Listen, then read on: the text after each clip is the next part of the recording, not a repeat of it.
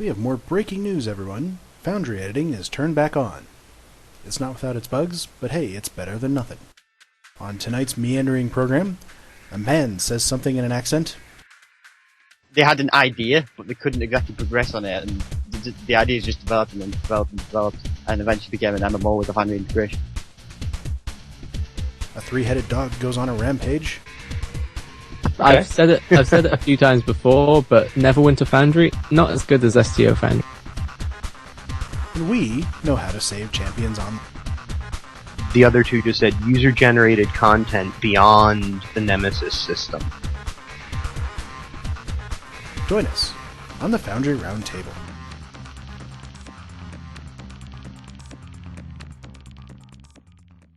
Hello and welcome to episode 20 of the Foundry Roundtable, which the guys are taking to mean that we are officially out of beta, but we're not letting it go to our heads. We're still just a bunch of blokes who want to talk about the Foundry for Star Trek Online.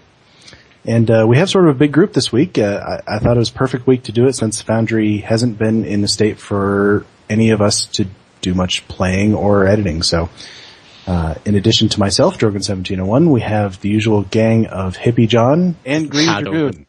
Yay!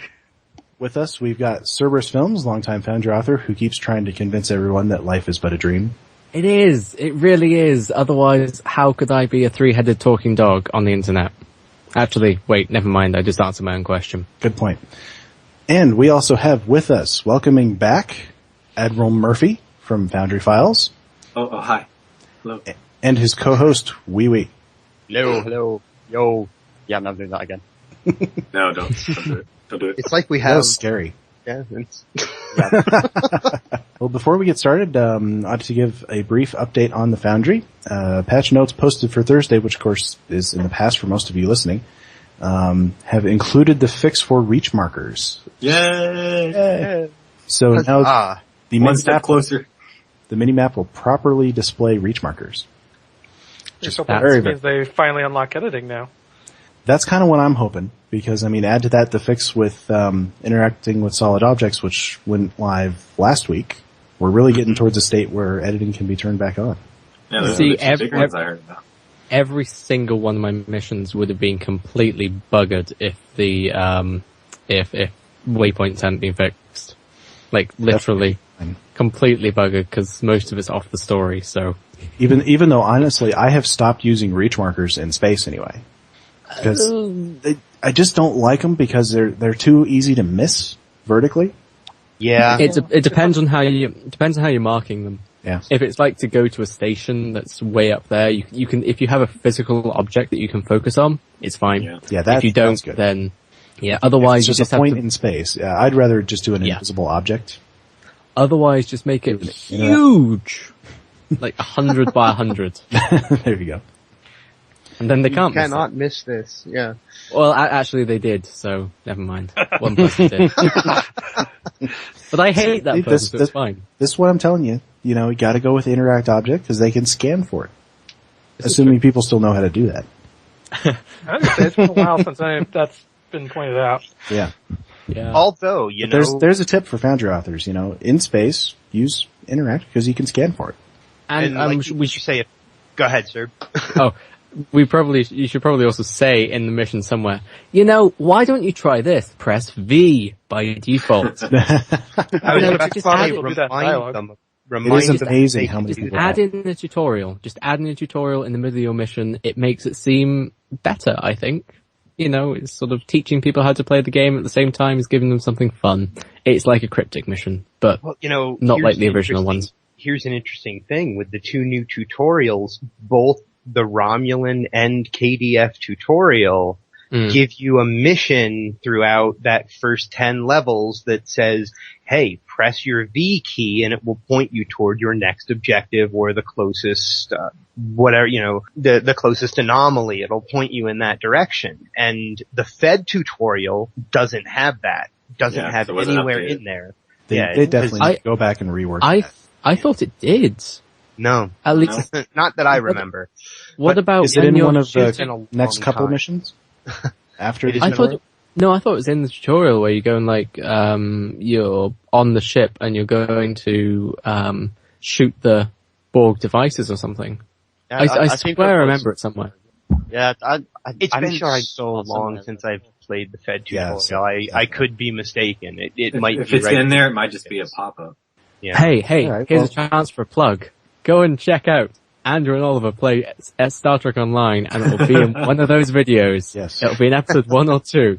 Go and check them out, people. Someone End has proved plug. us wrong or right, and it'll be in there. Yeah. See, I'm But, good at plugging. regardless, I think you're right. Adding it to your mission, like in yellow text or green text, is a You really can't good idea. you can't really assume that anybody knows this stuff. Exactly.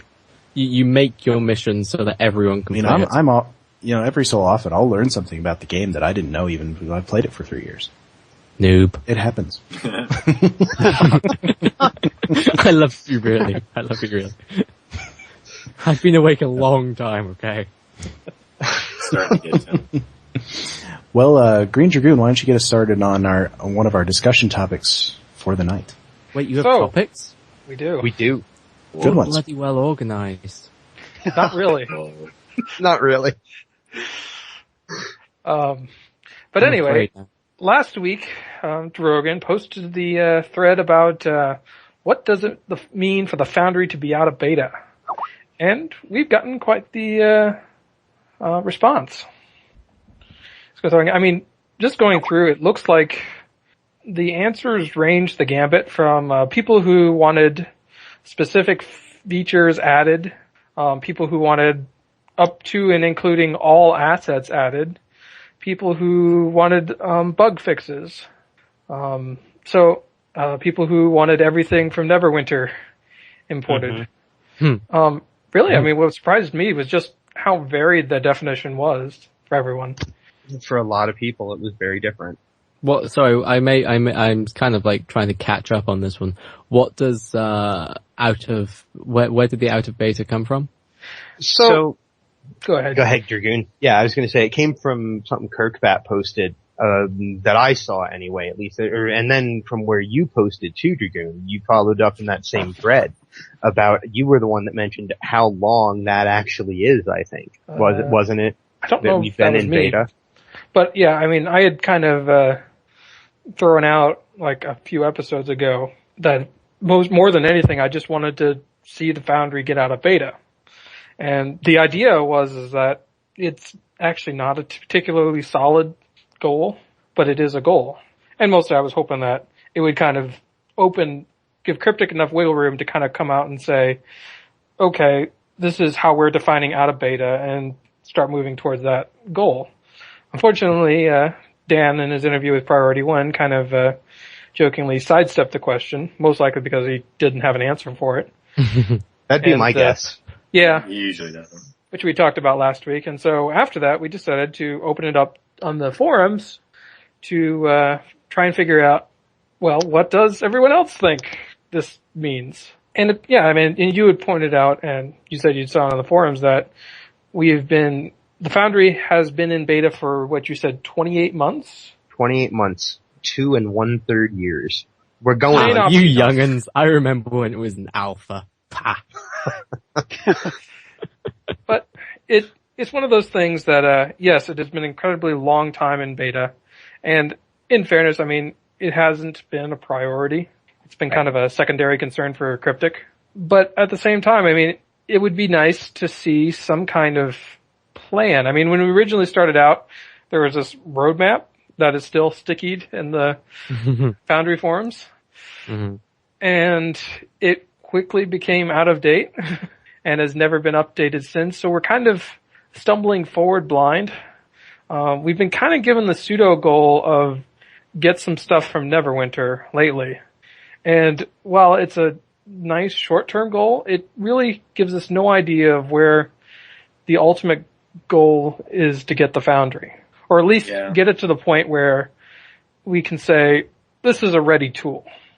Well, there's also some things that Neverwinter Foundry doesn't have that still kind of needs to have. Like, for example, we can't make pure Romulan missions, and that's something the Neverwinter Foundry isn't going to give us. And, I mean, that is something that Dan has come out and said, we plan to do this. I would pose the question about beta. Why isn't it an advantage to have it essentially a release have it fully out, its release, its version 1.0 or whatever, as opposed to it being in beta, as in theory, beta gets more updates and more bug fixes. And it's acknowledging that yes, it is broken. This is just sort of like a general term of what beta or beta is that it's something that is buggy, and it's something that is going to be fixed, and it's something that they are still working on, as opposed to something that's released, which in theory, gets less updates or less bug fixes. That sort of thing. Yeah, but that's not really the case with us. Moreover, a beta product gets lots of updates in an attempt to get it out of beta. And we have not seen, Foundry. yeah. So, I mean, it's kind of stalled on its way out of beta. Actually, that's a very quick thing. Sorry, just to interrupt. I'm sorry. Is the Neverwinter I should know this because I've been in it for the past few days, but is the Neverwinter Foundry, still in beta? Does it say that it's beta, or does it say that it's version 1.0 or whatever? Didn't he call it Gold Code or something like that? Well, he was referring to Neverwinter as a whole. So, I mean, in theory, up until now, Neverwinter, since all of Neverwinter has been in beta, the Foundry has been in beta with it. That said, I do not recall seeing beta anywhere in Neverwinter's Foundry. I'll jump on and check, seeing as I can. Already on it. Although, tomorrow's their launch. Yeah.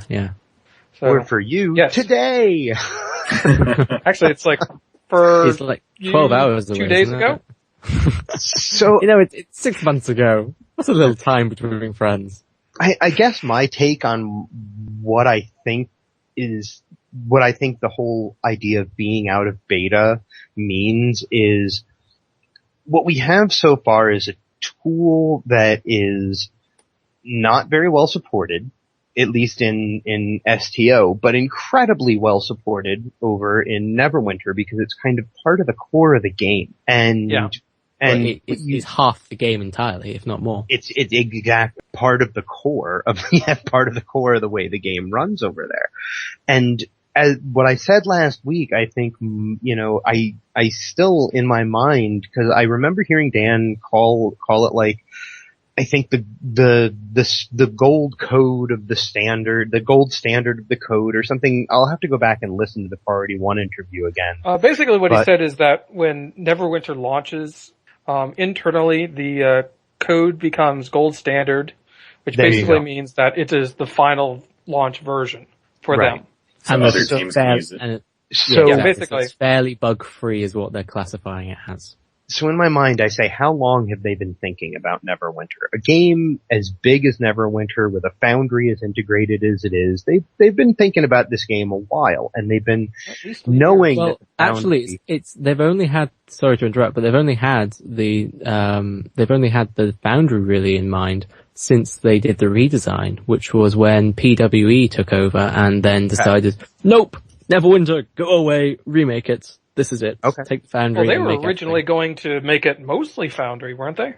No, they were originally going to make it not an MMO really. It was going to be like the current or the other D&D like the stuff previous that's going on. But they planned to make the Foundry the central axis of pretty much from the moment they thought of making it an MMO, right? Yeah, since PWE took over, but not before that. So basically, since Neverwinter's been thought of as an MMO, the Foundry has been central to the way that they were designing how the thing is going to run. Of course, they're going to look at whatever was going on with the STO Foundry and say. I'm actually pretty confident it's the other way around. That you think so? That the Foundry was more than half of what Neverwinter was originally meant to be, and PWE came around and said, no, you can't just launch just like this. You need to make it a full MMO. Regardless, they've been like I say, they've been thinking about the Foundry since, at the very least, since PWE took over and they thought about making it an MMO. That's at a minimum amount of time. So they've been thinking about what goes on in STO because they may not be looking at the Foundry as the STO Foundry or the Neverwinter Foundry, and they may be looking more internally at the Foundry as this is this brilliant tool that is incredibly adaptable that we can bring to these different games that we produce and change small pieces of it in order to make it STO or Neverwinter or whatever their next game, or they may be looking at it as a tool and eventually that will bring us out of beta because it's the tool that's in beta, not necessarily the STO. I seem to remember they wanted to have it like that originally, and it's simply because, STO was on a lower code branch than Neverwinter was, that basically said, okay, well, Neverwinter's the priority for the business as far as the Foundry goes, so we have to code for Neverwinter code, which is still currently, I think, a branch or two branches above what STO is, even since Legacy of Romulus.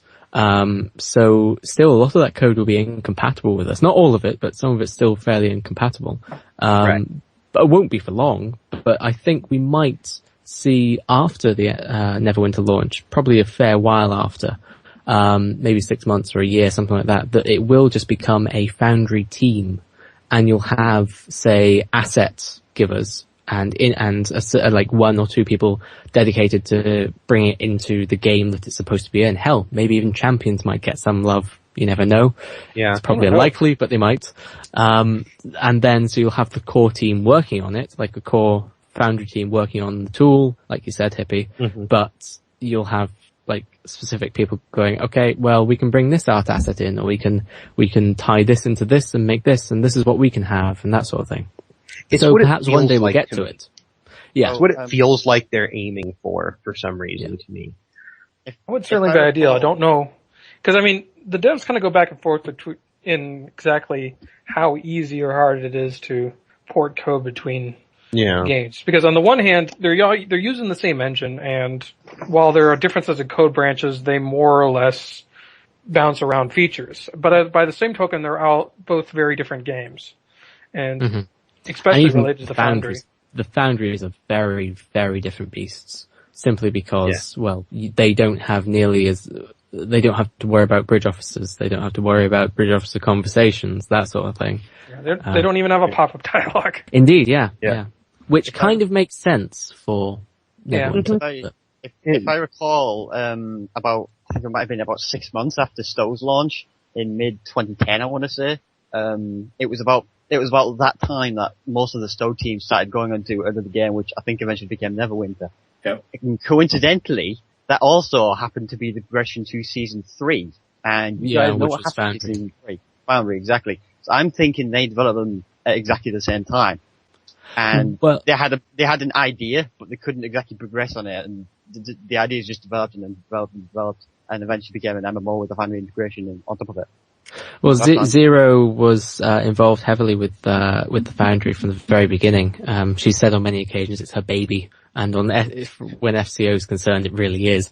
But it's been around since I seem to remember her saying that they've been working on it since Stowe launched, if not before then. Yeah, because they had the idea for it before. Exactly. They just weren't working on it until shortly afterwards. Yeah, because they developed City of Heroes and Villains, didn't they? Because I know they have like Mission Architect, is it? Yeah, they have the Mission Architect. They did. Was that Architect. Yeah, was that designed by Cryptic, or was that designed by NCSoft after they split off? I can't remember. But I certainly seem to remember that they said there was that they were certainly developing the Foundry before STO launched. It just never became.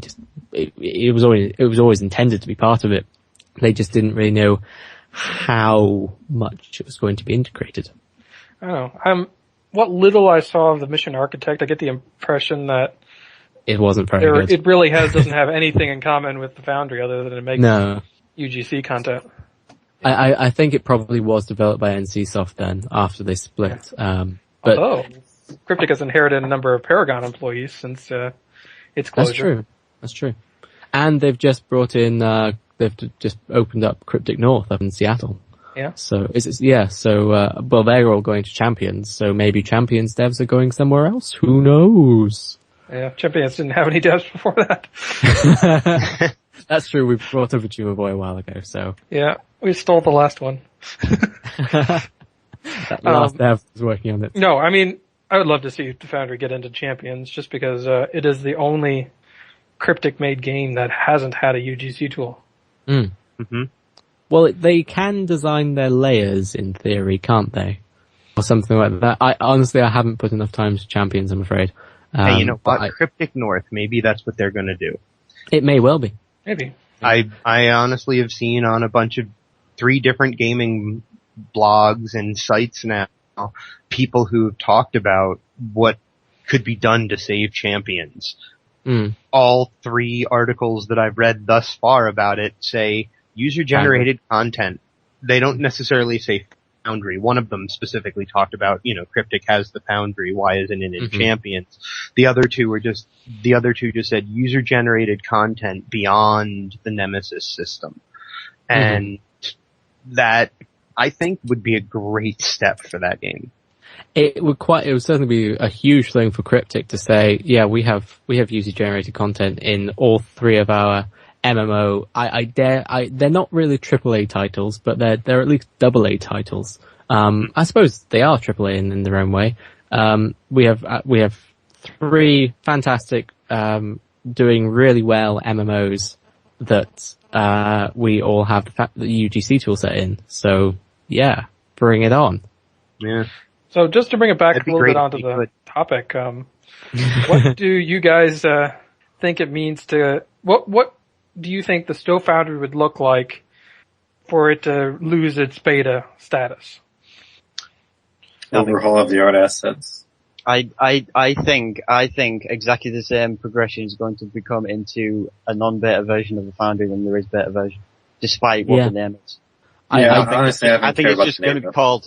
I think it's just going to be called a release because everyone wants that to happen. I think that's the case. Personally. I'm probably the only person that doesn't want it to be called out of beta. Just mainly because I like beta. To me, it just seems like this is a little bit experimental. This is something that we can work with and we can change, and it sort of encourages people to go into it and break it to find why it's broken, to then go and sort of make other things. And to be honest, I couldn't make any of my missions without a bug being in there somewhere. So every one of my missions takes advantage of a bug. That's another thing, is that being experimental kind of means you're on the bleeding edge, and we no longer hold that status. Yeah. I disagree.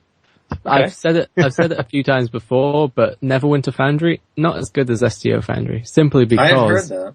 Yeah, simply because we have to work harder, to be honest.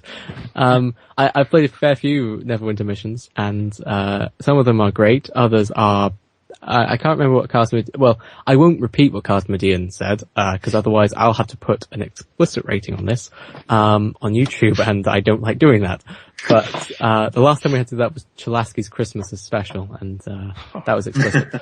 But anyway, it's, a lot of them are grindy, and when I've gone in to make a mission, when I went in to make a mission, they're basically, everything is given to you on a silver platter. You don't have to work at it. To do anything that we do in STO's Foundry, you don't have to work at it, basically. And I don't like that. If I had that, it would make me lazy. And it may just be me, but I don't want to be like that. I really my favorite thing in the Foundry is going in and going, oh my god, I can do this now. And sort of figuring it out. Yeah. Exactly. I've always said that's the majority of the fun in the Foundry, is going in, finding a way to do something and then doing it and pulling it off, and then people coming to you and saying, wow, how did you do that? In Neverwinter, everyone can do the same thing, and I've yet to see an Alamac mission in Neverwinter. Maybe they'll turn out, and I'm sure they will eventually, but you don't have to face the same hardships. You don't have to face the same sort of thinking process to do what you want to do. And I think that doesn't breed innovation, that breeds complacency. I'm saying you certainly would never get a giant Borg interior cube like Kirkfact made in the Neverwinter. You've just given me a challenge. I think make a Borg cube in Neverwinter? I think the longer the Neverwinter Foundry is out, I think the more developed the players are going to be on that side of things. I mean, initially they seem a bit lazy, but as it goes along, because if I recall, in the early days, none of us really knew how to do it unless we really went in there and had an experiment with stuff. And I get the feeling Neverwinter Foundry's in a similar situation. And I think maybe a year or two down the road, we'll probably be seeing some of the same type of creative missions that we're seeing here. I certainly hope we do. But so far, I just haven't, to me anyway, I've gone in and been like, I can do everything. It doesn't inspire me. Yeah, that's what I've seen. It's barely been played with. True. Yeah, I've played very, very simple missions. I think the only one that I saw that was kind of cool, that kind of impressed me, was just a simple little mission where you could go in, and it was basically a fight ring where you could select, I want to fight goblins, and you tell a guy goblin round, and you fight the goblins. But of course, that's not like a really epic story thing. It's just something to go fight a mob that you want. Hey, goblin! Yeah. If I may sidetrack ever so slightly even more, it's along the same vein, but it's like porting certain features over into STO that I'm against. Things like porting over the interior editor. Now, don't kill me. Let me explain it first. I'm sure if you played, if you've played any of the of Neverwinter, if you've been in the Foundry in Neverwinter, or you've played through a Foundry mission in Neverwinter, you'll know that it's all corridors. You have rooms and you have corridors. You can't build a custom map that effectively in Neverwinter because they don't give you walls. I don't think there's a single alone wall asset in Neverwinter. I may be wrong because outdoor walls. So I agree with you, sir. Yeah, so I think you may see where I'm heading with this. It's don't bring it over because bring it over. What I see, bring it over, but bring it over, but make it an option.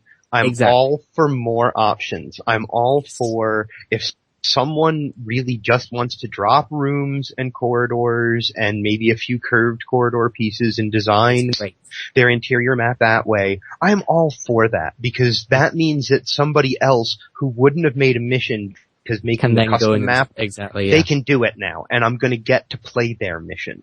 So please bring the option over, but don't take away the abilities that we already have to build custom maps. I don't agree think with they you. Could. I don't think they could in that way, but yeah. I would be surprised if we actually see curved hallways. I would love curved hallways, but my other thing is give us the assets. Like, when they create the corridors, when they create the interior editor, give us those plain corridor assets themselves, so that we can use them in our custom maps. That way we can... Remember that, list I came up with, a couple of weeks back? One of the first items on there was a big, giant, empty interior. Yeah. Nothing in it, except an invisible box. And just for building custom interiors. Yeah, that sort of thing would be nice. The thing I don't really like about the interior editor is that you can't control X and you can't control, is it Z or is it X? Sorry, no. Is it Z or is it Y? I can never remember. Y. Y is the vertical. Y. That's fine, because it's weird. Because they like to be different in some things. You can't control it over there.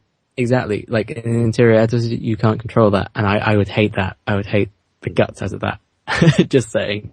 I would love to be able to use both at the same time. If they could give us both and we could place an interior editor, if we can place interior fixing blocks into a custom map and place custom and do custom crazy stuff around it all at the same time, oh my god, we could do everything. We'd have the world. We would never complain again. Well, we would, but we wouldn't complain for a week. That's a pretty bold statement. There would be a week of silence, okay? There would be a week of silence. Complaining. And then, but that's acceptable. Yeah. A week on the internet is acceptable. So I think I have a different answer for what what being out of beta means to me. I don't necessarily even need all of the bugs fixed right away for us to be out of beta, because the game itself is launched and look how many bugs are in there and it's live. So obviously having bugs in the tool is not or in the game is not a requirement. Being bug free is not a requirement for being out of beta, obviously. So why should we expect that? Yeah. Why should any single person expect that their personal assets? There are costumes I'd love to have. There are interiors I'd love to have, but don't give me my personal choices are not the community choices. What being out of beta would mean to me would mean that we would have at least one dev who actively, in some, minorly actively, even if once every quarter they post an update for what's going on with the Foundry, what are our plans going forward, even if those plans are, we don't have any updates for the Foundry right now, but we'd like to let you know this is going on, and maybe offer another contest this period, or something. Just being out of beta means utilizing the Foundry to make the game fun and using at least one member of their team to communicate with the community and develop, they're all over the place. I see them on the forums, I've seen them elsewhere. People make lists of, of things they would love to see in the Foundry, and none of us can expect that our personal choices are what are going to make it in. And if we had a dev once a quarter saying, we have this big list, this is where we're looking to go in the next quarter, it would be great.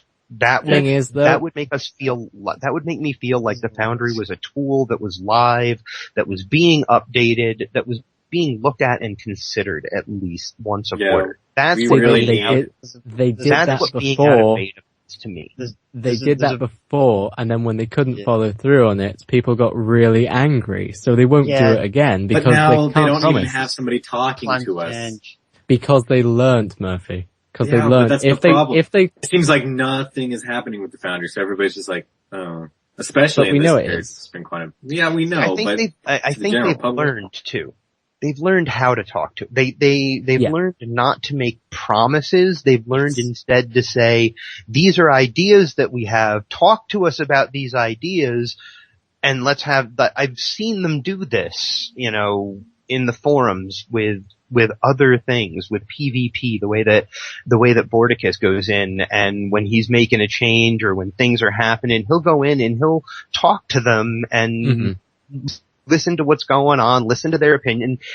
Even if it only happens once every 3 months, once every 4 months, it makes you feel like you're the part of the game, in this case, the Foundry, it makes us know that it's being looked at. And they don't need to make promises that this is going to happen or that is going to happen.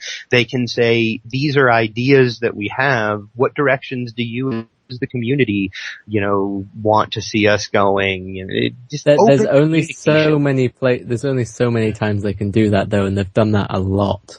And it's been really nice when they've done it, but at the same time, I don't think, what's the point in them doing that anymore, because they already have all our ideas. And we know that some of them do care, like we know Zero cares, we know Cryptic Frost cares. I know that the team cares. So in general, we know Star that has said. They love the Foundry. We know that they care. I definitely get that. But so perhaps what it comes down to then is we need a dev. We just need communication. All it is we need communication. Because we don't hear anything from a Foundry dev right now. We don't have any communication. The communication we get is when an update is going to be adding something cool or some new assets. We get, which I love when that happens, and I love that when Zero posts about it in the Tribble, updates, that that she posts in fun ways and that it's always great. But that's the only communication we get now. Is that what once every 3 months do you want? Once every 3 months, have the dev most involved with whatever happened with the Foundry in the last 3 months. Write a 1-paragraph post and post it on the front page, or post it in the Foundry forums. Just a 1-paragraph post that says, "Hey, we've been working on this stuff." But what if they haven't been working on anything? Then say, hey, we haven't been working on anything. Then say, sorry, guys. Working on anything. Sorry. We'd love to keep the line. And then people will whine and moan, and it won't change a thing. Then they say, we'd like to keep the lines of communication open, and then ask us a specific question. Say, what one costume would you most like to see? And then the thread would explode with people's ideas, and people wouldn't complain. They'd be happy that they had an opportunity And if people would then complain that it hasn't appeared in game yet, though. People would complain, okay, we've made this list, we've given you this list, so, well, no, but what good does it do? That's what it comes down to. Why do it when it does no good? We already get communication. But that's if they plan on not doing anything. If they actually plan for doing a little bit, then it's a great thing, because it gets people talking about the Foundry and making them think, oh, there's something that's going to happen in the Foundry. That's the good that I think that it does. I'm thinking it's not really so much as that as it is like, if somebody suggests something like that, saying like, people want this, we should probably consider adding to the list, it could potentially delay more of the things that they've been updating with. That, the more vital things, such as like, if you want to add a costume, that would take a certain amount of time to update into the Foundry, and who knows how long that takes, and it could potentially delay long-term plans for the Foundry, which isn't exactly the best idea in the world. I think I probably am not the right person to really be commenting on it, because I have eternal optimism and realism for the Foundry and faith in the devs, as people have pointed out to me, like saying, why do you keep talking like this about the Foundry? It's because I have faith in them, because I like them, and they're nice people. Faith is fine, and we know they're nice people because, lots of us have talked to them personally, but we just wish they'd say more. Just talk to us. We like it when you talk to us. Post stuff, The Foundry community is really a pretty good community, honestly. I mean, except the ones on the forums, but we stay away from the forums. even a lot of the ones on the forums, even the most. That's just because you go onto the forums. Yes, I am not so high and mighty that I don't, slum on the forums, unlike some people. We all know where the. Hey, I still post there occasionally. We all you know made like 2 posts today. That's crazy. I know. So was it a hippie rage game? No. Something Murphy mentioned was assets, and I wanted to kind of focus on this a sec because it was actually something a number of people mentioned in the post or in the thread. And especially costume assets. Okay. Well, something that a number of people mentioned is one person mentioned basically all the assets. They would consider it out of beta when all the assets are in the Foundry.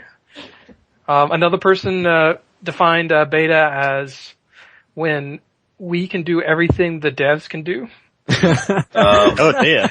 Yeah, that's not gonna happen. Or make any mission the devs could make. I think that particular point got us on like a huge tangent in that thread, which is, whether or not, we could say recreate all the missions that were, when the game launched. Because obviously they've done all kinds of crazy stuff since then that we can't do.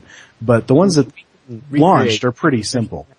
Yeah. And I think we can. It's not going to be identical, but we can. Yeah. I noticed there were a couple of systems and things that we simply couldn't do because there are a couple of assets missing from the beginning of the game. Oh yeah. But, genuinely, I went back and tried to make some of the patrol missions, like to redo the patrol missions as in a Foundry form, because people have complained about patrol missions since time immemorial. And I noticed actually we can do exactly the same. Like I started out by going and making the same mission. And then I wanted to make it and then like see how I could change it, etc., etc. And really, I then looked at other missions and just about every mission we can recreate, with the exception of the new featured episode and all that sort of stuff. The example I used was, and I can't remember the name of the mission, but it's the one where you beam down the planet and Mural Torres is following you around. Oh yeah. Yeah. And I was saying, we could recreate that, but it would not look exactly the same because we can't have, or we have no ability to make her follow us. Yeah. But you would have to make it us follow her. Or she just pops up and appears randomly across the map because we can now make NPCs disappear, we can do that, which is fantastic. But following is actually in the Neverwinter Foundry. Yes, it is. Get that over. There are a load of behaviors that I'd love to have. Have you guys seen the NPC nodes? Like sniper node and defense node and things like that. The like little things that you place down on the map, in the map editor, and any NPC group around that area, if they have like snipers, so people with bows and arrows, they'll go and stand at those places and shoot when they detect the enemy coming close. It's amazing! I want those things. Just saying. I think we're with you there. That was the original mission tech that we don't have is timers. Well, we can make timers. We can fake timers a little bit. Fake timers, and it's not always reliable. It's 90%. I give that as being reliable, you know. But I mean, there's a number of times where it's like defend a location for 1 minute or survive for a minute. Although I could see this totally being misused for grinder missions. It's like stand in this mission for 45 minutes. And that's the other thing about them with giving us features is they have to be so careful that there aren't exploits. Look at the Foundry in Neverwinter recently. Well, actually, just look at Neverwinter in general recently. They had to do that whole reroll. Yeah. They had to roll back. And that's crazy for an MMO, even though it's still beta. We've never had to do that. Exactly. Well, except for the there was a rollback, but it wasn't because of an exploit, it was because of bug and because they let us in to edit too early. Yeah, but that wasn't huge. And it's like, you look at everything and generally at the moment there are very few ways to exploit, if any, possible now. But we all know in the history of Cryptic and the history of the Foundry in particular, people will find exploits, and any new tech, I suspect they're going to test and look at it, not just test, but go through it like step by step with pen and paper and just go, how the hell could they exploit this? And they absolutely should do that. They should do. And even if they took some of us and said, okay, look at this. This is what we want to give you. How could people exploit it? We'd find a way. And that's a really good idea, actually. Grab the people who know how to exploit. Grab the people that would be able to figure it out. Yes. You know what? Take some of those people take some of those people who in the past have been really good at finding exploits, and instead of banning them, employ them. Here's some money. Bust these other people. Yeah. Hang on. Yeah. So we're gonna do, was it Google or was it Facebook that went, hey, come on hackers, we'll take you. Go on boys. Stop hacking illegal things. Come and hack our own site. Yeah. Come and make us hack proof, we'll pay you. Yeah. Kind of like those professional safecrackers. Exactly. Yes, exactly. Yeah. It's not a bad idea. There we go. Good. Cryptic, listen. A great suggestion for Cryptic.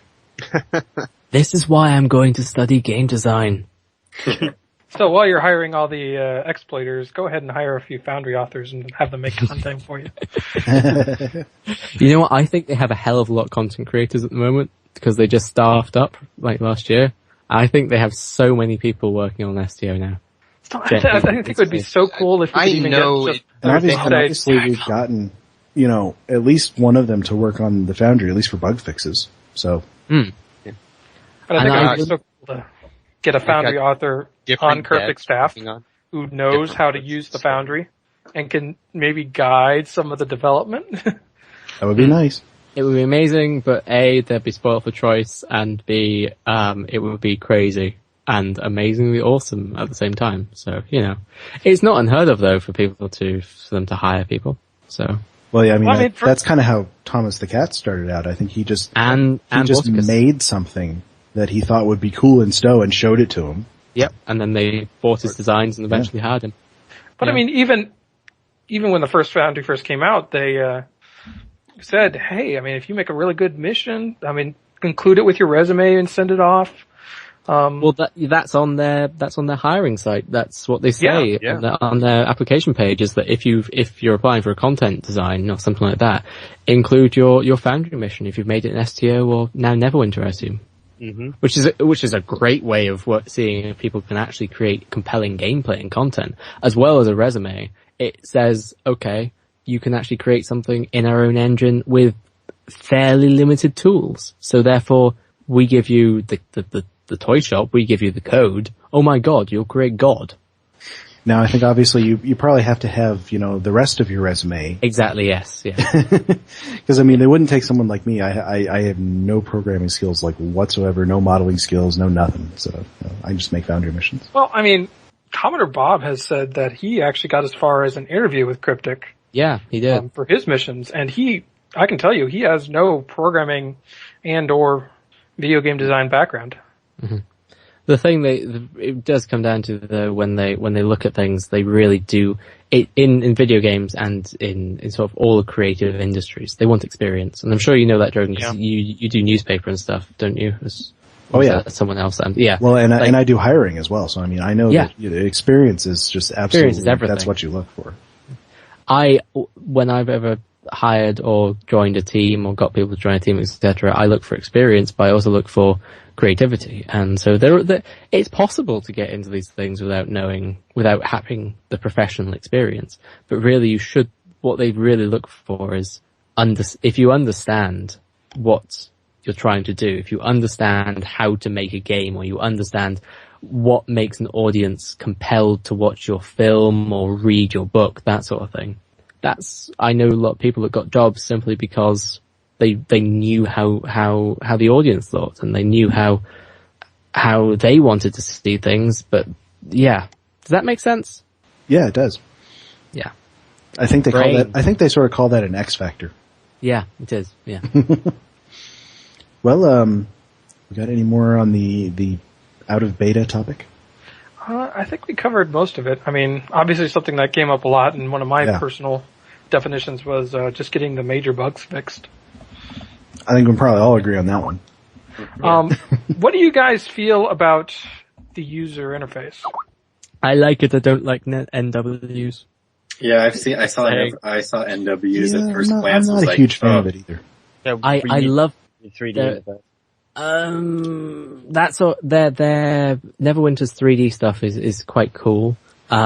We call it the nudger. The nudger, yes, it really is. Because you nudge things around, that's about all you can do. Well, that's what Dan called it. Oh, that's what Dan called it. Okay. Yeah. We've adopted it. I saw because I was in Neverwinter's Foundry Alpha back in August, so I've been with it for a very long time. It's changed a hell of a lot, let's just say that. Yeah, I mean, they posted some videos of early development videos, and back then it still looked a lot like Stowe's. Yeah, it really did. It was so similar. It was a clone, but it had it just had an NW skin on it, which looked really cool, I'm just saying. So I was like, wait, where did this thing come from? No! But it makes sense in some ways. Like, I like that it's better at space saving. I don't know if I'm love it much more than I like Stowe's. For me, it's a simple answer. What I want done with the UI is I want them to let Thomas the cat have a go at the Foundry UI, because he communicates really well and he makes changes when things don't. He communicates well over Twitter, on the forums, where give him the Foundry UI, and I bet you it'll turn out great. That's what I want. But what would you want changed? What do you find unhelpful or unclear about the Foundry UI? Because to me, just about all of it is pretty much straightforward. Okay, this is this, this is this, this is this. It may just because I'm technical in how I think through things, but I've always thought it's a pretty straightforward thing. Like from the moment I got into it, it's like, okay, this kind of makes sense. Same. Yeah. I'm going to write Thomas right now and see what he says about redesigning the Foundry. First of all, ask him whether he thinks that it needs to be redesigned. That's what I think. None of it particularly bothers me. I think what needs to be redesigned, and this may be, a programming thing, maybe beyond what Thomas can do, but what I think needs to be redesigned is the search interface. Yes, that's what I would like. Not it's UI, more of a systems thing. Yeah. That's not UI. That's not a huge issue, but wait, you mean as in searching for missions themselves? Yeah, searching for missions when you're a player. Yeah, that's something they're looking into in Neverwinter, because they're having huge issues because everyone uses exactly the same name. Orcs, goblins, orcs, goblins, giants. What I would want changed about the UI, Dragoon, would be colors. I would want some colors added, because that's I didn't think I was going to like it when Legacy of Romulus launched, but it has made playing the game so much more enjoyable that different things, tactical powers often show up in red, et cetera, and I would just like to see some separation of color to make working in the Foundry a little bit more visually entertaining. But why do you want it like that? Because in a game, that's great. It's stimulating. It engages you more. You're there. It's pretty shiny thing. Pretty shiny thing. Sorry, I just hit my mic. That's how things are supposed to work. That's how you're supposed to focus on things. But in the Foundry, it's like Microsoft Word. How many colors do you have in Microsoft Word? You have 3. You have white, you have grey, and you have blue by default, or whatever. You don't need any more. In the Foundry, it's kind of like minimalism. You don't want to be distracted by the pretty colors. You don't want things if you're staring at that screen, which I know you do, for hours on end, because it's exactly like me. I spent hundreds of hours in that thing. I don't want to be staring at, bright purple! Or bright green. I want something subdued, that might subtle. be what they were thinking behind the Neverwinter one, because I mean, that's mostly white and gray. And it's bright I think white, it's and I hate that. Too bright white. It really too is. Flat white. Whenever I load it up, my eyes are just like, oh god, please no. So for me, it would be something simple, Oliver, not something huge, not like all of the buttons being bright purple or more that when you buttons. I want more bright that purple when you, buttons now. What I'm thinking is more that when you open up the contact list or when you open up the list of mobs that you can put on the map, if you haven't taken the time to get it down to just enemies and just the race you want, and you just open up the whole list, that any enemy mobs are red and any friendly mobs are green. Something simple like that. Alright. So it's not so much a UI redesign, but just but it is part of the UI. I suppose it is, but it's also part of, it's kind of like a crossover thing. But it's not a huge redesign like Legacy of Romulus. No. It's just, you're just changing icons. It's adding a little bit of, it's adding a little bit of color so that you can separate things like friendly and enemy mobs more quickly, or buildings. What about putting in like, sorry for interrupting, sorry. No, go ahead. It's like, the little icons you get for each race. Like when you click on them, just along next to them, like this is true way, this is blah blah. That would, I agree with you, that would be kind of nice, but I certainly don't want it redesigned as in, Legacy of Romulus, Legacy of Romulus style, okay, but this is something that I wanted to ask. I want it in that style, but not losing, I don't want to lose what you're talking about, where what you're working in isn't distracting, because you want what you're focusing on to be the map that you're working on or the story points that you're working on, etc. Put up a drop down menu option thing like you've done with Legacy Romulus UI. It's like Gorn, Klingon, Federation UI. Do the similar thing with the Foundry. That wouldn't be necessarily a bad idea, because it would, like, even something as simple as light or dark. That's something I want to see in Neverwinter, is a dark version, because like I don't know if it's Word or if it's just other programs that I use, but it's like you can select between light mode or dark mode, and light mode is like current Neverwinter, white and in your face, and dark mode is like a dark grey, it's subdued, it's subtle. I think it's in Adobe products and things, and I always choose dark mode just because my eyes, I'm like, I don't want to be staring at a bright thing for hours and hours and hours. I want my main focus to be on the video or the art, whatever I'm doing. I wanted to ask a question, and now I can't remember what that question was. Oh, no, it's gone. Wow. I had it 2 seconds ago and like half an hour. Was it about Foundry Beta at all? It was about the UI. Okay. Well, if you think of it, we can come back. Keeping on that vein, something interesting that Neverwinter does is they kind of changed around the map UI so that all the properties window is now condensed into a pop-out.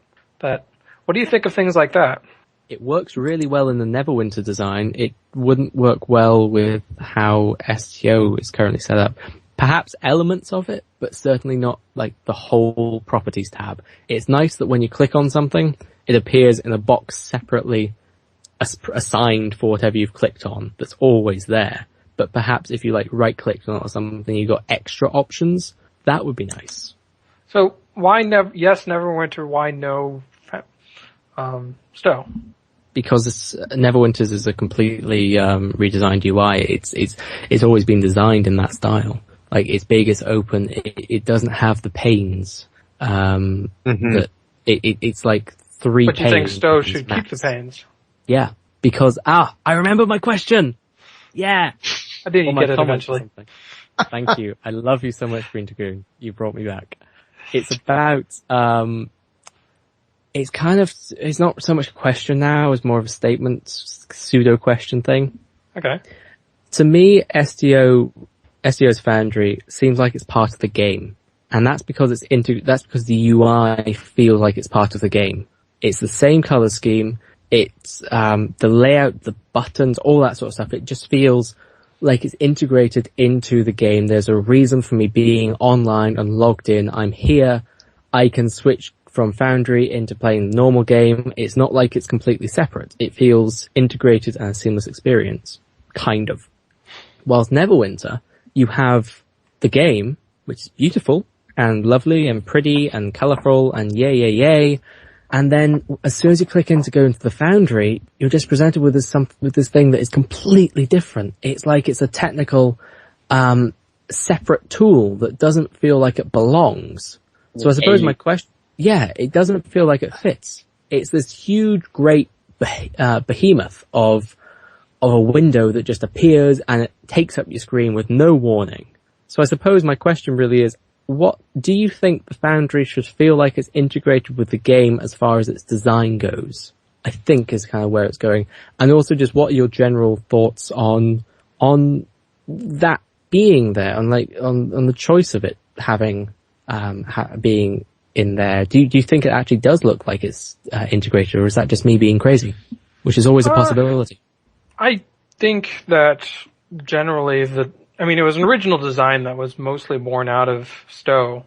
Plus, I get the distinct impression that when it was developed for STO, the Foundry team was really more just the section of the STO team that had been tasked with trying to build this Foundry.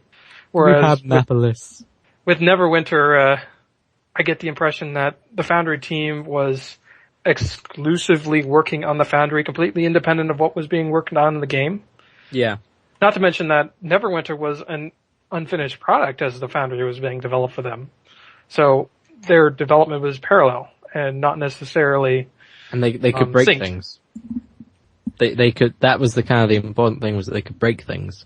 Whilst in the live game, this is one of the reasons they've explained is that why they can't suddenly bring in everything Foundry-wise and dump it in is because it would break everything. And whilst Neverwinter can get a new feature every patch, which in some days it was like a new feature every single day, it didn't have to go through QA. It could suddenly just go onto the essentially live server and not have to worry if it crashed at all and it all burnt, because beta is beta. So I have the opposite experience with the STO Foundry that you have.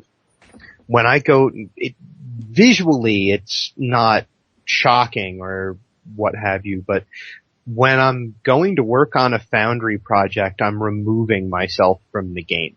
There's no ability to chat with other people that might be logged in to any of the chat servers there, unless I happen to, hear the beep if I'm not playing music while I'm working or something.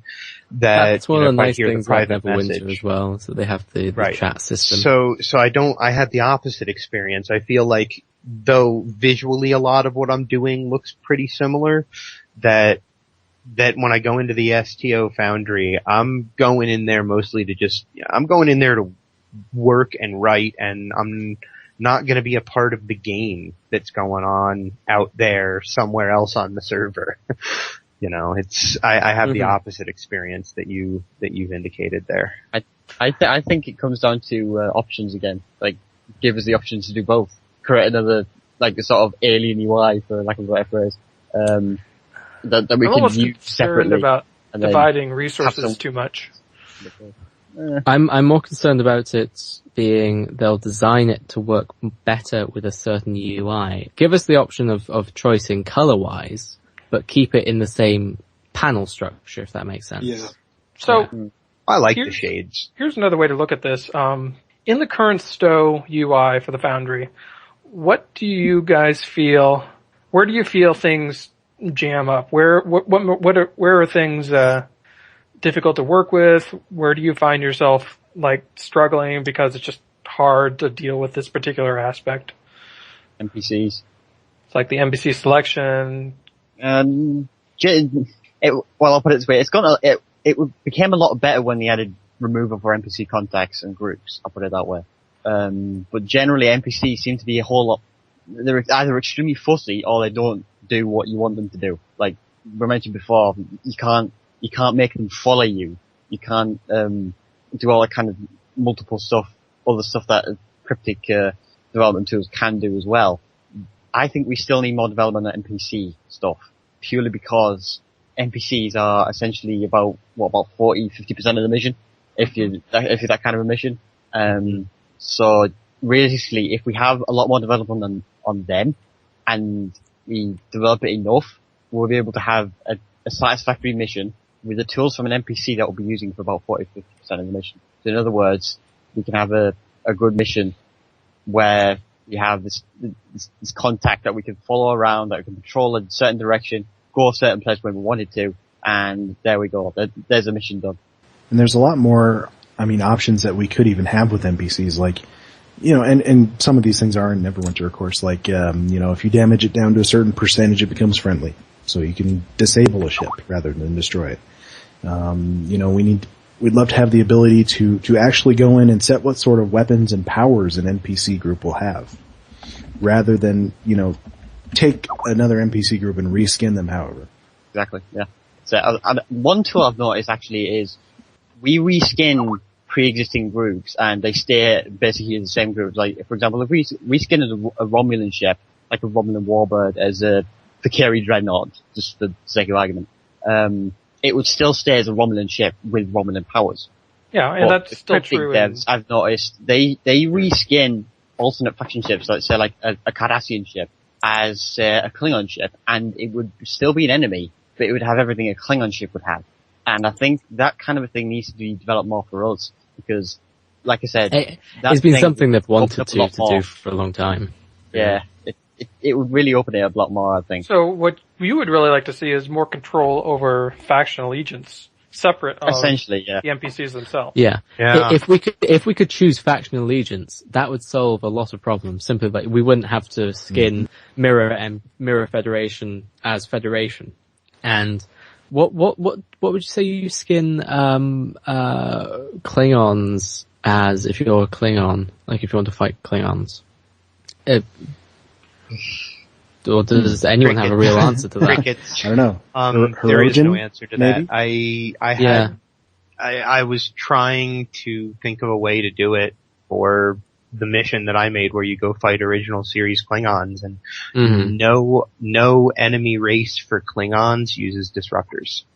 Yeah, so, I suppose that's true, because you can't even use Orions, can you, or anything like that? No, because they're not an enemy race. They're the same factional allegiance.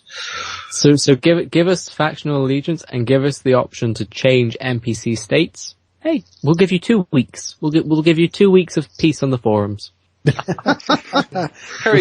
Before we start asking for more stuff. Bargaining. We're so depressed about what's going on with the Foundry that we've reached bargaining stage. I'll take the hippie hostage, people. I'll take him hostage and make him rage on the forums constantly until we get this stuff. That's my negotiation tactic. I don't think sorry, it won't. There's so much rage there already. Who would notice? My cat's sitting on my lap right now. You can't rage. I can't rage. Kidnap his cat. Kidnap the cat. So the thing I have the hardest time working with Dragoon is object placement. I hate having. Yeah, same here. I hate having. Give us back the green outlines. I hate having to put something down, go check it out, be like, it's not right where I want it. I have to go back out, adjust the Y, adjust the X and Z placements as well to try to get it exactly where I want, and then never being able to get it exactly where I want. I think if they can't give us 3D, I hope they can. I hope they can give us the nudger eventually. That would be great. So you should be excited about Dan saying that he wants to get the nudge over. Yeah, I'm very excited about that. What I'd love is if we can't get that, if for whatever reason that can't happen, is the ability to when you zoom in on your map, for it to stay clearer so that you can place things precisely where you want them and you're not looking at huge pixelated versions of the desk you're trying to put something. Actually, getting the nudge is much more likely than getting depixelating, because higher they're just resolution mini-maps. Basically, they just give us the mini-map. That's the thing. They just give us the plain mini-map. Which that's what they give us. Those old ones are not high resolution at all. Exactly. So some of the new ones are actually a hell of a lot better, and they're not too bad. But it's not impossible for us to get. I think it would just take an artist. It would basically require an artist to go and recreate them to some extent and create them in a higher format. How many objects are in the Foundry right now? A lot. How many what? Oh no, not so much the art of it. It's more the maps that I think are the issue. Okay, so it's redo the maps. Themselves. Yeah, it's just the the map. Just what you see in the top-down editor. Yeah, you don't need to do anything else, just the top-down editor. I just want high-resolution versions of that. It may be more complicated than that, but we haven't been told it is. So until we're told that it's more complicated than that, we can ask for it. So we've kind of drifted into another subject, and this is actually something I was kind of hoping to talk about a bit. And that is, with Dan's announcement that they're going to attempt to try and port over tech from Neverwinter, and he gave the examples of the interior editor and the nudge feature as examples. What Neverwinter tech would you guys really like to see brought over? I have to think. I never played with Neverwinter Foundry that much, so I couldn't really tell. Same here. I got one. But that's it. The one that I would really like to see is the ability to set up campaigns. That's cool. To link missions together. Yeah. That would be very nice. Because I've got a series, so that's what I'd like. Mostly, I've experienced their Foundry as a player, and that's a feature I really like. Yeah, I've got the start of a series. I think my favorite thing is actually being able to give a player an object and then require it for objectives to be complete or for certain interactions to be complete. So if you pick up an object somewhere, this could be entirely off storyboard. You pick up an object by opening a crate somewhere. You keep that object in your inventory, in your inventory throughout all the different maps until you reach like the final map, and then you can go and you can unlock an entire Easter egg zone or something like that, or unlock. That would give us a way of unlocking like extra help depending on choices. Even if the player isn't aware they're doing it, it will be a way of us tricking the player into creating a completely different end to the story. Like you pick up a key. You pick up one object. Yeah, and then you go over to like this room there and you put the key on the door and it opens the door and that kind of thing. Yeah. Or you just say something like you from the very beginning, it would be so useful for one of my missions, but you pick it up, you go there and you say you have two completely different stories in exactly the same mission, and say you're telling it from two different characters. You can decide at the very beginning that you want to tell it from character A's perspective. They pick up, so when they click on A chest appears, or something appears or whatever, they pick up a key, or it might even go automatically into them, but they have this key assigned to them. They have this object assigned to them, so that whenever they go into the next map, or to some choice or something like that, the mission looks at it, they say, oh, this player has the A key, therefore this is displayed. It would kind of still all have to be fairly off storyboard. That sort of thing would make that sort of thing so much simpler, in that you could just say, okay, this person has this, therefore they get this choice. And it could go all the way through, and you could have diverging ones. It would just it would give us so many options, just that one simple, well, it's not so much simple, but that one single, feature, I think would be the most important and most changing thing. It would give us so many story options and would just allow us to completely change the way that we do the Foundry in Star Trek Online. Oh, it'd basically be the equivalent of getting variables.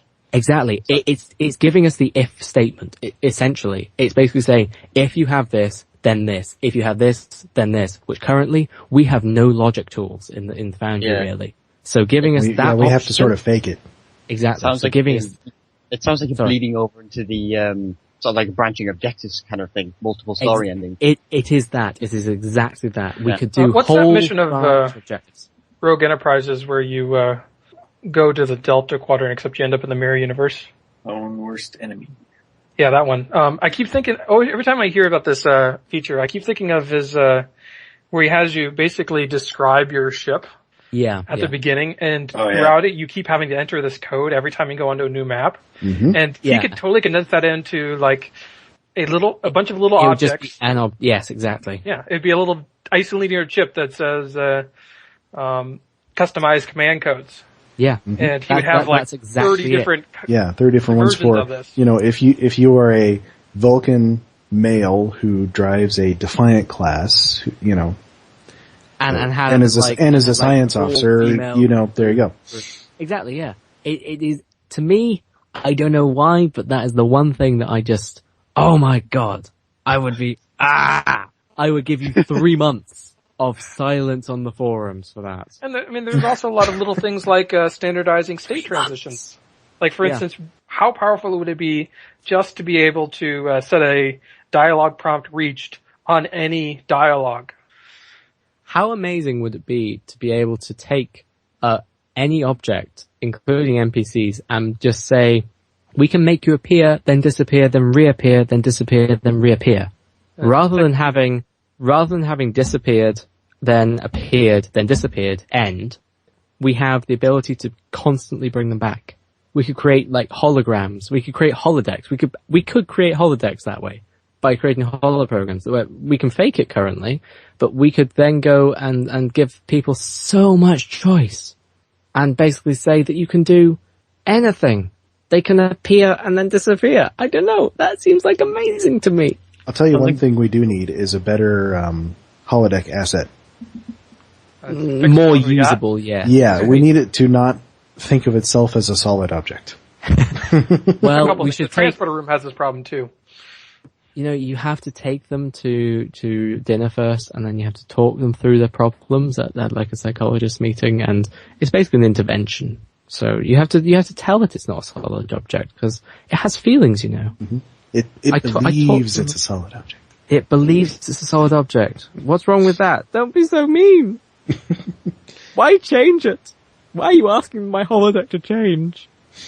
Basically it was I think they added some tech at some point to kind of prevent NPCs from getting stuck. Yeah. And change the way it tries to push things out if it's a solid object. It's sort of a similar thing as why NPCs won't path over, or why a player can't spawn over something that's going to disappear, or something like that. Is it? It's NPC pathing. Yeah, that is the problem with that. Exactly. And sometimes it will mess with the spawns. The player will spawn in the right spot, but the bridge officers will be somewhere else. Well, it's because pathing is calculated with everything with a state transition removed. Mm-hmm. There's only one set of paths. There isn't. It's not conditional. I remember when we couldn't interact with things when they were like half buried inside other objects. That was annoying as hell. Didn't that one just come back? Did it? Couldn't interact through some solid objects, I think, was one of the big bugs that just got fixed. It's not so much through, because like through I can kind of understand, but if you had like it was a weird thing anyway, with like you could put an object slightly outside of an object, and then you could interact with it, but if it was fully inside you couldn't, which was kind of understandable. But even if it was something like that was mostly, if the geometry was mostly inside something, it would just go, nope, I'm not letting you interact with it. You are not touching that, bitches. You can turn around and go the other way. I noticed that, One of my own missions that I was testing to see what kind of brokenness the Foundry and Legacy Romulus had. I put an interactive object just below the world to go and scan over a dead body, all that kind of stuff, and it wouldn't work. And I'm like, why is this not working? I came back a week later and it would work, and I'm like, something broke there in Legacy Romulus. Well, it should work. It should work now. It is working now. Yeah, excellent. There was an issue with invisible objects and that sort of thing as well, which is really weird, which was annoying. That was a while back, but it may have come back with this as well. Let's hope they got that. Well, at this point, I'd like to transition into another topic, if I may. Go ahead. That's what I was telling you guys about earlier. I thought I would ask, what sort of things have you guys been watching lately that you might be able to sort of relate back to the Foundry, take something away from it that you could use in a Foundry mission or a philosophy or something? And I'll tell you a little bit real quick about how I kind of came up with this question. You guys familiar with MythBusters? Yes. Yes. I was watching MythBusters the other day, and they were doing one of their episodes where they go back to their earlier myths that they busted, because people have been writing into them about, oh, you forgot this, or, why didn't you do it this way, things like that. Yeah. And one of the hosts says, I love these episodes so much because I love getting feedback from the fans and about all of the things that we might have missed, and I love being proven wrong and things like that. And the other one says, nah, I think it's just whining. and I'm like, where have I heard this before? It's like, oh right, on video game forums. I'm like, that must be how the devs feel about it. And I'm thinking, okay, I can relate this back to so. What other things can you relate back to what we do, building Foundry missions? Well, I have been watching through Stargate SG-1 recently. It's good. Yeah, I'm on season 5 right now. And that's where it gets really good. I think I was with Oouie before a Foundry Files episode where I pitched the idea because I just played the Romulan mission where you go into that Iconian gateway. And I made the joke because looking around that room, it felt like the Stargate gate room to me. And then immediately, bam. It was designed to be like that. Yeah. And then immediately, bam, it hit an idea was like, oh my god, you could totally make Romulan Republic missions that are spin-offs of the Stargate program because they have the Iconian gateway on New Romulus now. So it's like, yes. So dude, anybody, I'm stealing that. I don't care. There are so many things you could tell with that I'm pitching it out there for any Foundry author to do something with that. Especially since I only have 5 Foundry slots left unless I make a new account. But I thought it was like, boom. So and I think that was my you and I talked about this on Twitter. I remember talking it literally is called the Gate Room. Yep. In fact, the objective for it says follow terrorists to the Gate Room.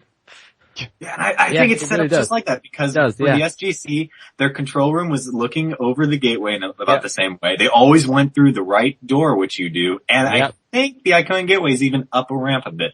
So it's exactly like that. I think whoever designed that just they did that a couple of times. It has the fog. It has like the cold fog drifting down from the top, I think, as well. So it is exactly that. There is saying there are so many references in Legacy of Romulus. I think there's the Hunt for Red October somewhere.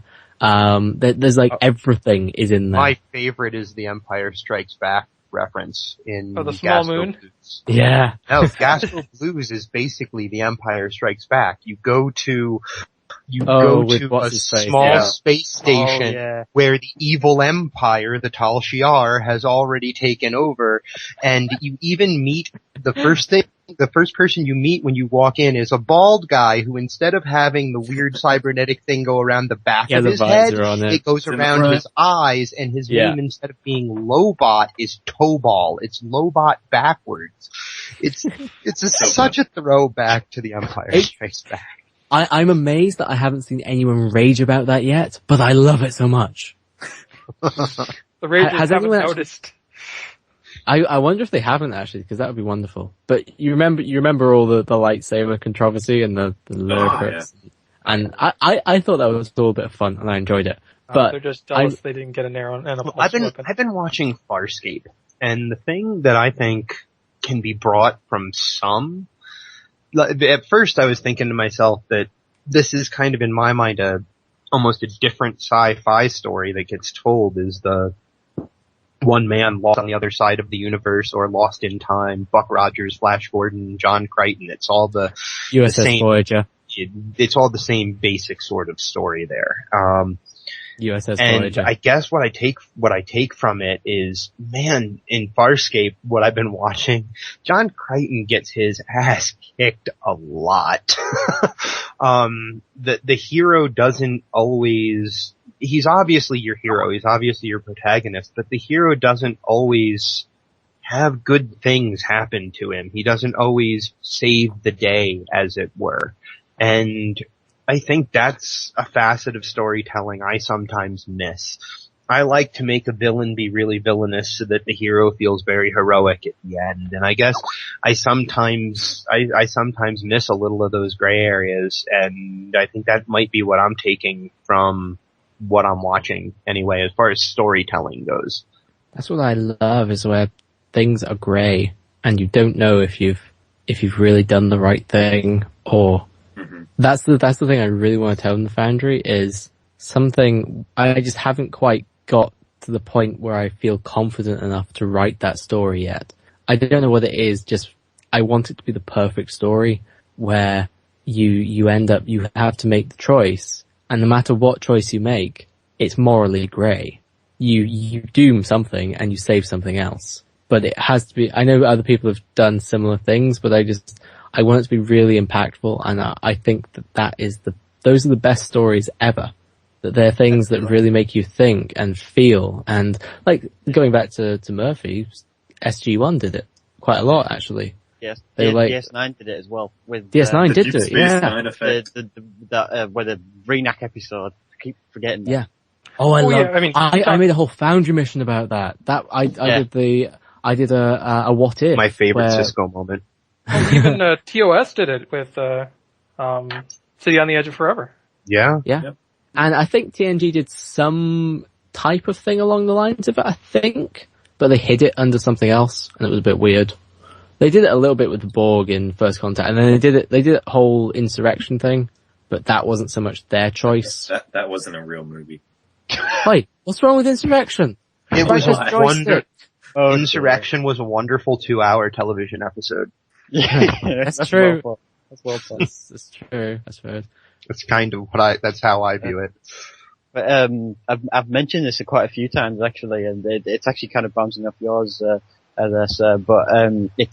I always like to write missions where different factions or different people have perspectives. It's like, you can completely understand the perspective. It's just, you happen to be brought into conflict with them. It's not so much conflict is the entire purpose, it's just, this person is going after this objective, you're going after this objective for a different reason. You just happen to be going after the same one, and therefore conflict. That's where things are like, the bad guy. Yeah. Exactly. And it's where things are like, you understand what they're doing, you understand the enemy. The Vidians, I think, is a good example of that. Yeah, I suppose they are. Mm-hmm. It's also that whole thing of, you look at a race that, for instance, they feed off of humans, or they feed off of sentient life forms. What's wrong with that? From their perspective, they're just doing what they do naturally. They're not evil. Like the Davidians. Yeah, they're not evil. We never saw the Davidians showing off, and it's a really controversial thing in television or in games or anything like that. You never really see it because people like to see humanity win. Yep. But I love to see humanity not quite win. Well, that's because we're humans. I know it's that's what it comes down to. And that's why I'm a three-headed dog talking from the sticks. But I think you sort of see what I mean. It's like you want to see something that is, you want to connect with the enemy. You want to see why they're doing what they're doing. You may want to even decide to join them. Or you may decide, no, we're not going to fight against you because you're doing what you're doing naturally. Mm-hmm. And it's like, you might even come across an enemy that doesn't want to feed on you, but they're feeding on this other defenseless, society, or it's a society that, it's like the Federation effect, where they go, say there's this culture that for centuries, there are two sentient species, one feeds on the other. But it's always been that way, and the Federation comes along, and they've both got warp travel, and you're like, well, what goes on here? Who does the Federation back? What happens? It's how they've naturally evolved. Mm-hmm. Yeah. Have any of you guys played, there's like a 6-part Foundry series, I'm trying to remember what it was called, but eventually it does lead to the Davidians and getting more into how they became what they became. Because they used to kind of peacefully coexist, or what this Foundry story says. But then something went wrong, and then they were just like, oh, let's eat all the sentient beings and stuff like that. And it was a really interesting Foundry series to go through. I'm trying to remember the name. I don't know if any of you have played something like that. I've not played it, but it sounds interesting. I mean, I think I wrote it down. I'll figure it out if I find it. At the very least, we can post it in show notes. Yeah, here, I'm looking it up right now. I should have it in a second. Yeah, Morally Grey is always awesome. Well, I think being that we have a multi-faction game. We have a very unique ability, and the fact that we have the ability to use user-generated content, we have this incredible ability to tell a story from the perspective and finally now with what they've launched recently for the KDF, we finally have a reason, and as we play through that story, we can feel like a member of that empire and why they're doing the things they do. And the same is true for the Romulans, and we've always kind of felt that for the Feds because they've always been the protagonists of Star Trek. So I would love to be able to tell a personal story in the Foundry, or show a personal journey. No, but show like a personal journey more than so. Like, I think everyone here will probably be when they roll a toon in STO or in any game, they assign a personality to it. You know, this is who it is. Whenever I don't, I end up deleting it. So. Yeah. Or just not caring. I'd be like, okay, I don't like this one, so I'm just gonna not play it for a while, you know? So when I go in, what I'd love to be able to create one day is a completely new storyline that's STO, but different. Like, you could take a character and create 40 missions where it's, you're leveling level 1 to 40. Or 1 to 50, whatever. I don't know. That's the issue is that one mission in the Foundry is not a level. Yeah. It is down at the lower levels, surely, isn't it? No. No. Well, I have a lot of XP for it. It would be a even lot. if not that, then even if you don't actually level, I would love to have the ability to take them and to create our own personal story that flows within STOs. But something that you can it's basically a role player's dream, where instead of following the normal mission progression, you have a captain who is suddenly sequestered off into something completely different. It could be a freighter captain who's experiencing life from that side, and they go all the way through the levels like that. So I think Legacy of Romulus makes that less, almost less likely.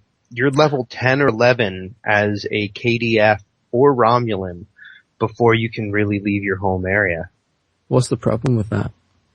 Well, you've already experienced a big part of their story is all.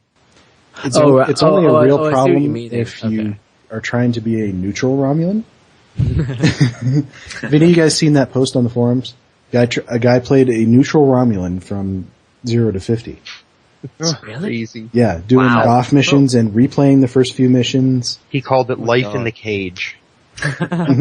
Because of course, you cannot leave Tau Dewa until it's actually, it's several missions after the Choose an Allegiance. So, See, I don't think it would necessarily be something that could happen, but it's just something that would be really cool to be able to do and see one day, is to create our own campaigns that long. That we can, if SG is around that long enough, I'm sure Murphy will end up doing it.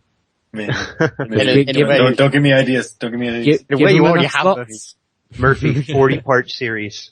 Oh God. Oh man, don't give me more slots, Cryptic. Please don't. Don't do it. Don't do it.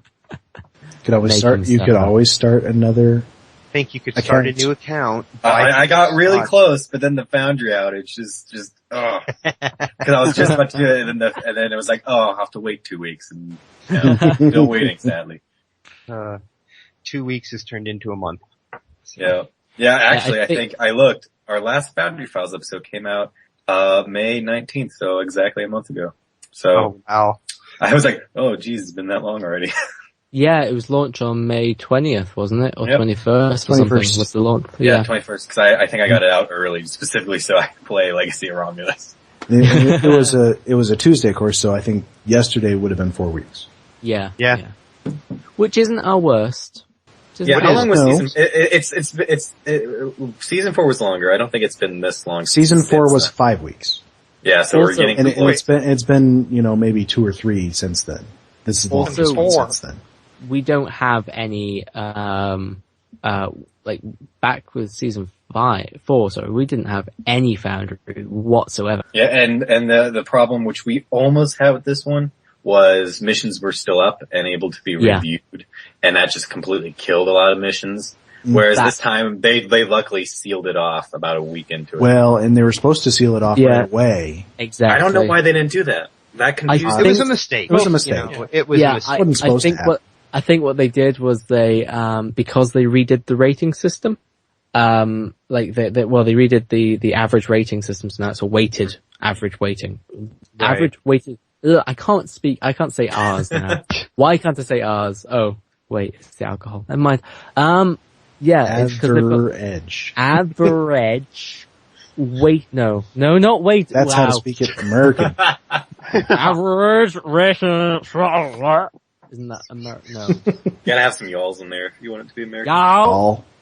The average y'all wins, y'all. Sorry, I have no idea what accent that was. I apologize wholeheartedly if that's someone's accent. I don't say y'all nearly enough. It's a Western thing. You Midwesterners don't do it. What was I saying? Yeah. I think because they like switched something back on, but then we're like, oh wait, we were actually supposed to turn it off. Because I know they had to run. The reason is because they had to run change the way that the reviews are weighted now, so that the list will appear differently, and doing that messed with turning it off somehow. I think what it was that they. I think it was a mistake. They had to. You know? Yeah, it was a mistake. They had to run a command. They had to run. Obviously, they turned it off a week later, as soon as they did another patch. So. Yeah. So a question I have is why do they still let people play missions in this state? Why wouldn't they just keep them bug test? We need it to bug test. Yeah, because it always makes, because it's weird to me that people can still go play them and then get still the bad feeling from some broken ones not expecting it. And they might not be able to leave the 1-star review, but it gives them a negative outlook on the Foundry in the future. It would be nice if they could put out like a game-wide announcement if ever they click on the Foundry, it comes up with a message saying the Foundry is currently broken or whatever. Yeah, it's currently in a testing stage. Exactly, yeah. But they don't do that, that's the problem. They need to do that. That would be great if every time you opened up that journal and you clicked on Foundry, it's, right now anyway, it said, missions are published currently for authors to bug test and let us know what is wrong with the Foundry. Please check that next week. Please check back. Yeah, that would be great. Don't put an ETA on it. Like right now, what do we have? It's when you turn your mission in, it just tells you reviews have been turned off for the time being. Mm-hmm. It really doesn't explain why. So for your average player, it's just kind of like, oh, this is weird. Yeah. But let's move on. Yeah. So it would be nice if we could do that sort of thing. But yeah, mistakes are learned from. And at least we haven't had season 4. There was a stretch there where, obviously the bug fixes were being worked on but had not been deployed and nothing had been changed, where they probably could have turned off playing. Mm-hmm. Well, we still have to test these bug fixes. And then turn it back on when the bug fixes have deployed.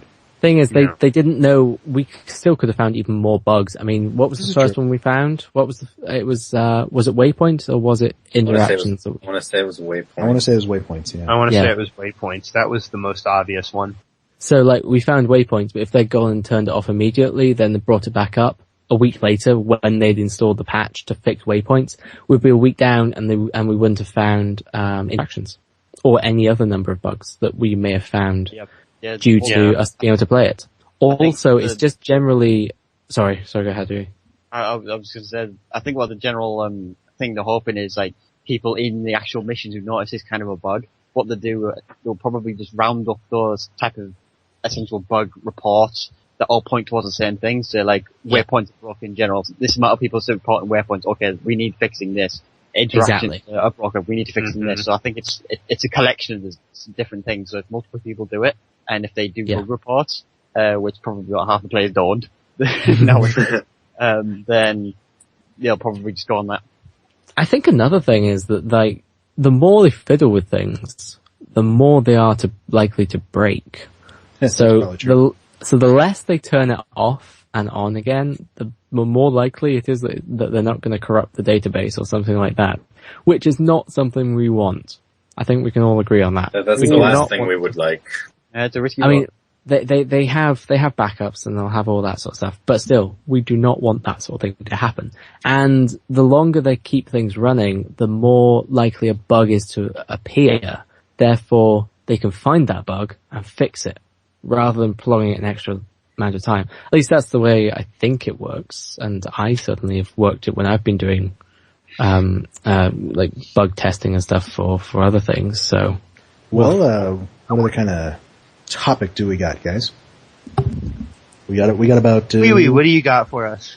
Yeah. Oh, Oouie bus! What's I got my Stargate idea out there, so I'm happy right now. You haven't talked to us in 4 weeks. We haven't heard Foundry Files in 4 weeks. We haven't had What's your opinions on things? I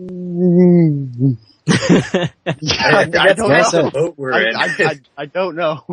We're in a holding pattern is what we're in. That's what we've honestly been like. I can tell you guys one thing. Shut up. There was a nice thing posted on the forums a few minutes before we started recording. Oh yeah, that was a nice thing. Oh my god, it's breaking news. Yeah, breaking news. Breaking news. Didn't I just tell you to shut up? I now drove it for the breaking news. I said you were nice and talking, but shut up. I was giving you a theme tune, jeez. And now we go to Drogon for breaking news. Breaking news. In the Situation Room. User Tellin2000 UK, with all of 5 posts to his name, came into the Foundry forums and posted a huge long thank you to Foundry authors. Aww. Which is great.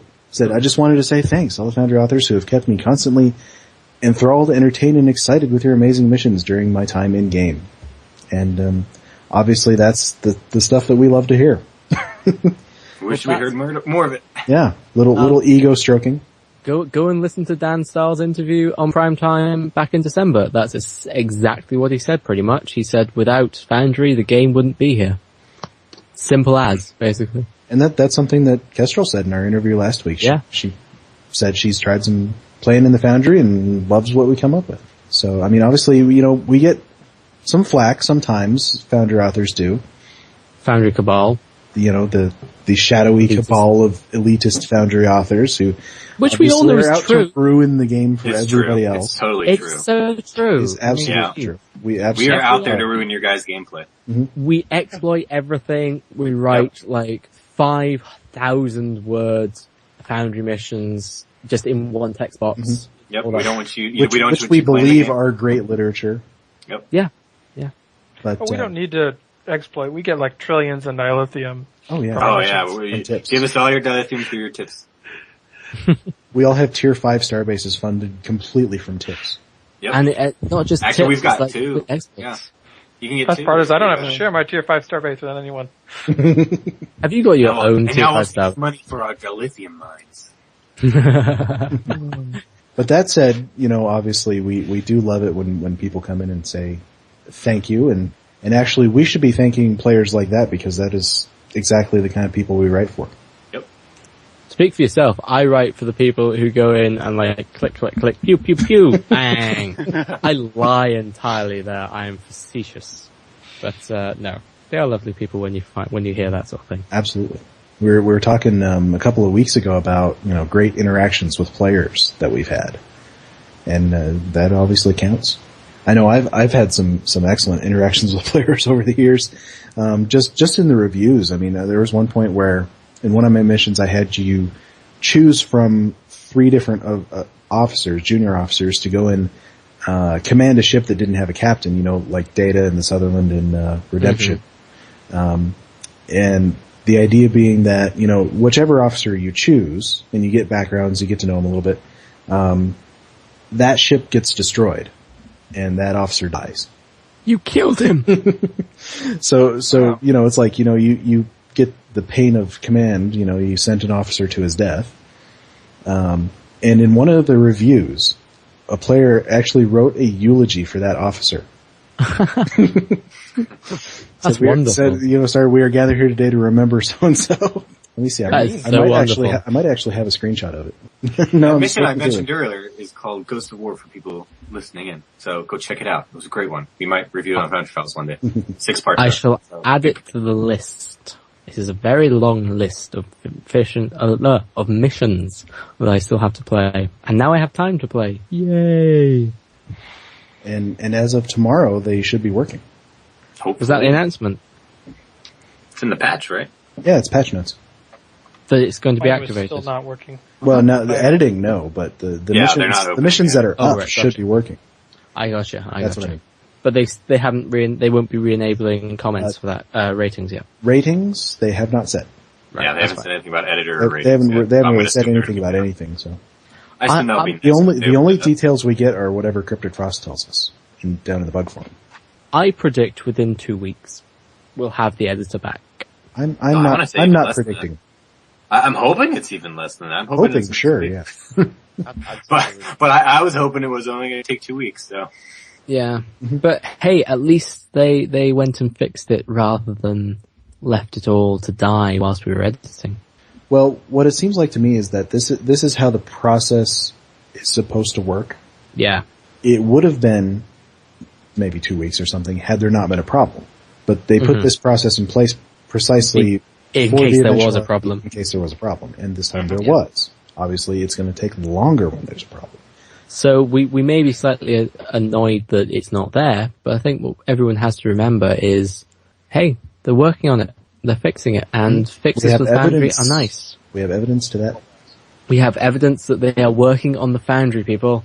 Woohoo! Remember that whenever you talk down about the devs or the Foundry. Not so much people are here, because I know you sort of support them, but you get so much hatred about, well, not so much hatred, but anger at the devs for not working on things or for not fixing things. Just because they haven't told you they're working on something doesn't mean they're not. Exactly. And now, we'd love it if they did tell us they were working on something. which actually, for Foundry fixes, they actually have. They have a lot, yeah. You know, Cryptic Frosty's in there, so, Waypoints, that's the #1 issue, we are working on it. Mm-hmm. And it's just things like Cryptic are the most communicative.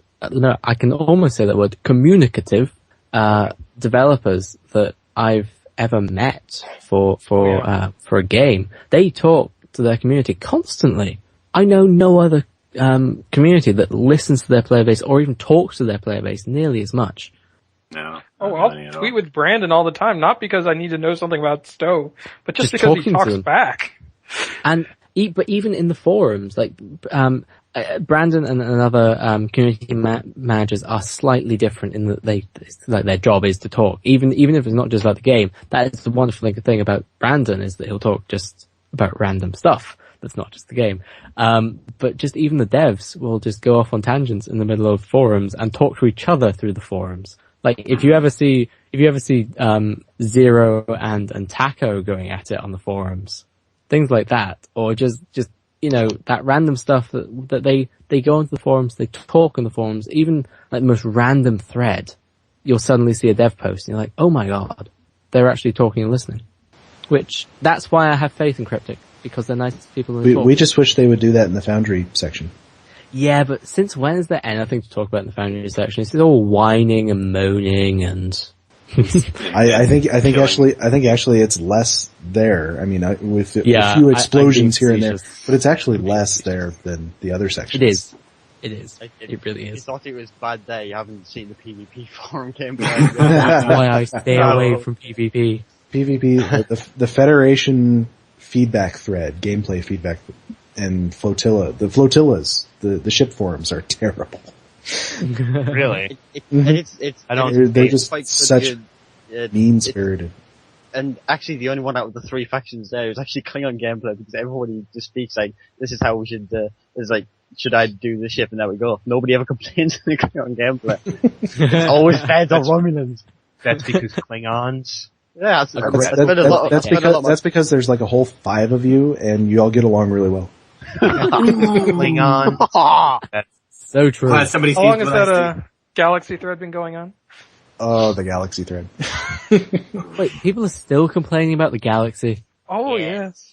They complain about it even more now because of the way that the Derek is. You know, people need to get a life. If they buffed it, Bleep that one. You would have a thread starting. Debuff it. Yeah, nerf the galaxy. Then you Galaxy get, why did you nerf OP. the galaxy? No, people cannot be. Or I bet you'd be this. You made it too much like an escort. I hate this game. It's escorts online. No. Drogon, that is a completely different advert and a completely different game you're talking about. It's not even a game. It's just a website that you shouldn't be talking about on this podcast. We don't want to know about your intimate fantasy life thing here. Hey, this is my podcast. I can talk about whatever I want. Hey, it's fine. I'll just put explicit on it. We're all good. Yeah, We're just gonna have to bleep you, that's all. We'll just put, explicit content. Drogon, can you make a second version of this where every word I say is just bleeped? Every single word is just bleeped. And I was going to do that anyway. Fair dues. I can't blame you, to be honest. Well, we are running out of time. We do have to keep this under 2 hours for the SoundCloud thing, and actually we kind of feel like under 2 hours is probably a pretty decent podcast. I mean, no one wants to listen to us talk for we don't want to step 8 on hours. podcast UGC. Speak for yourself. You want to listen to my beautiful. Are you trying to Jedi mind trick? By the time you edit this down and get rid of all of the cursing, Well, guys, I guess it's time to say goodnight. Good night. Oh no, and I'm eating a cracker. Oh man.